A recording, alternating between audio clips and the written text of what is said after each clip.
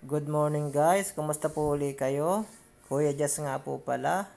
Basta sa buhay, masipag at matyaga lang tayo, everything is possible. For today's video, nag-harvest po tayo ng senyoritang saging. Yan po, tumutulay po tayo sa tulay na kahoy.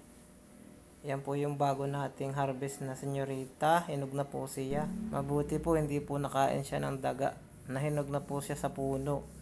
May balot po siyang sako kaya hindi po nakain ng ibon. Daga naman po yung kakain dyan. Yan po, pinipiling po natin ang saging. Yan, matamis po yung senyorita na iyan. Yan po yung paborito ng mga batang saging.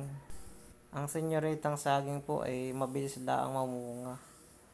3 hanggang 4 na buwan po nabunga na po yung ganyang saging. Tapos yan po ay mabilis ding mahinog. Masarap po siyang pahinugin, masarap din po siyang ilaga pag hilaw, saka yung babagkatin. Hindi po sirain ng hayop at mga peste ang ganyang saging, hindi kagaya po ng lakatan. Kaya madali po siyang dumami, saka mamunga. Pwede po nating itanim yan sa gilid lang ng ating may bahay, hindi po siya tumataas masyado, hindi kagaya ng saba. Okay guys, sana mayroon kayong natutunan sa aking sinare na video. At sana wag niyong kalimutang i-like at i-follow ang aking Facebook page. Salamat!